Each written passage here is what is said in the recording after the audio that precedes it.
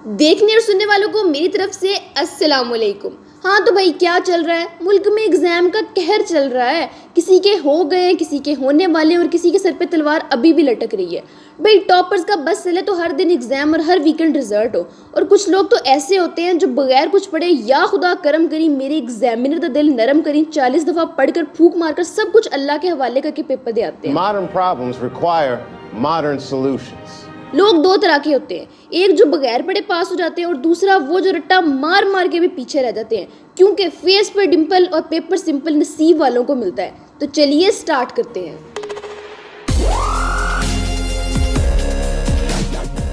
हमारे सुरों पर एग्जाम्स के खतरे की घंटी तो तभी बजने लग जाती है जब डेट शीट का फरमान जारी हो जाता है और उसी के साथ हमारे रिश्तेदारों, हमसायों, भाई भाभी की इस तरह कॉल्स आने लगती हैं जैसे रोल नंबर स्लिप की फोटोकॉपी तो इन्होंने ही करवा के देनी हो। अरे अपनी फिक्र करो, छोड़ो ये सब। डेट शीट के आते ही एग्जाम्स की तैयारियां जोरों शोरों से शुरू हो जाती हैं।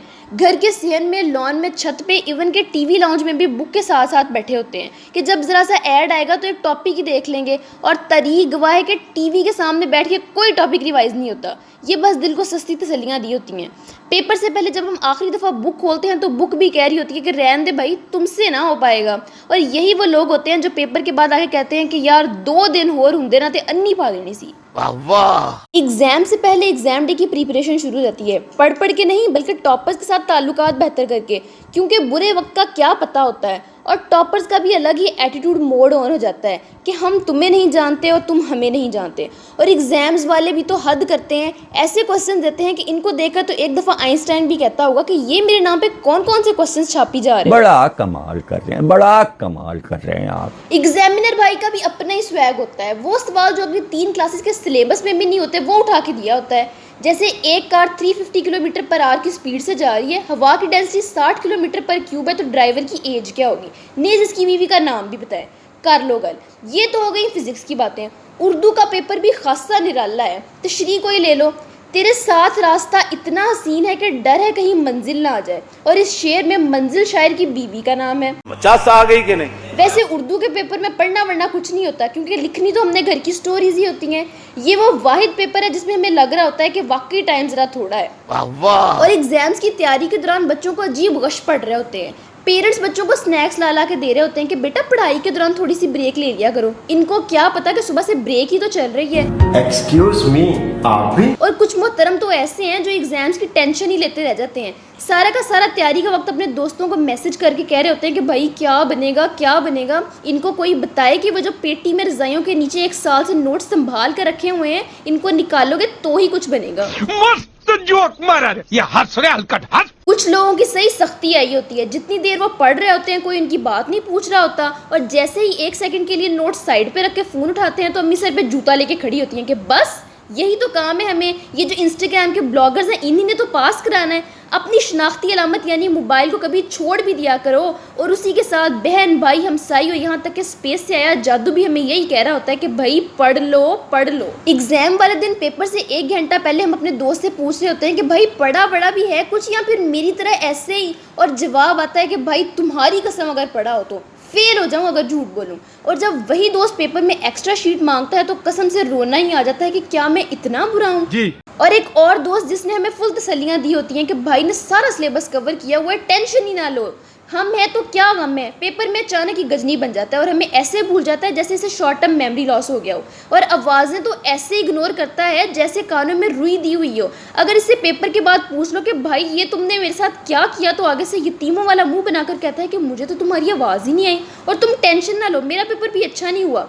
और रिजल्ट आने पर उसी का नाम टॉप ऑफ द लिस्ट होता है और हाथ में मिठाई का डब्बा लेकर कह रहा होता है कि ऐसा लगा मेरा मजाक। और वो लोग जो ये कहते हैं कि सुबह को पढ़ने से अच्छे नंबर आते हैं, शाम को पढ़ने से अच्छे नंबर आते हैं, तमीज से पढ़ने से अच्छे नंबर आते हैं, क्योंकि पढ़ाई एक मजबूरी है जो हमें करना ज़रूरी है। और कई दफ़ा तो ये होता है कि पूरी पूरी बुक का पेपर दे आते हैं और सब्जेक्ट टीचर का नाम भी पता नहीं होता। और एग्जाम्स में बुक के अलावा कमरे की हर चीज़ इंटरेस्टिंग लग रही होती है।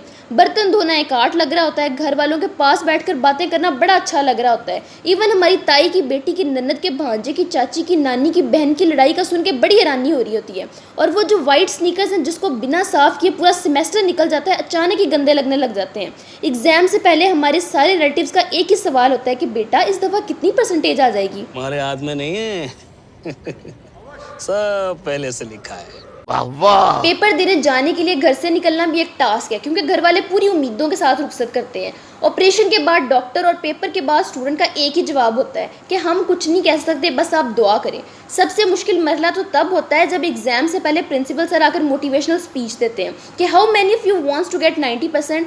तब क्लास में किसी बंदे का हैंड रेज करने का दिल नहीं करता, पर क्योंकि क्लास में रेपुटेशन बहुत प्यारी है तो आहिस्ता आहिस्ता पूरी क्लास के हैंड रेज होना शुरू हो जाते हैं और रिजल्ट आने पर मुश्किल से एक बंदे के 90% होंगे। डेट शीट आने से रिजल्ट आने तक हमसे अच्छा इंसान कोई नहीं होता।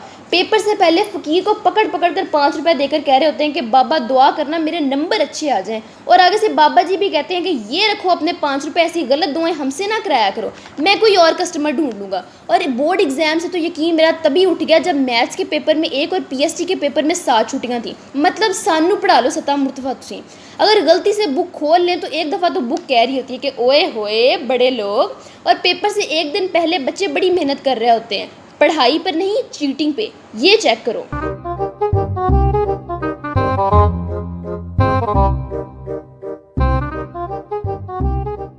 ऐसे लोगों की चीटिंग भी नेक्स्ट लेवल होती है। अगर तो ये क्वेश्चंस पेपर में आ गए फिर तो बल्ले बल्ले, और अगर ना आए तो पेपर में अपनी मजबूरियां लिख कर आ जाएंगे कि सर प्लीज़ पास कर दें, अल्लाह आपके बच्चों को सलामत रखे। अगर तो एग्जामिनर को ये दुआ पसंद आ गई तो नेक्स्ट टॉपर यही बनता है।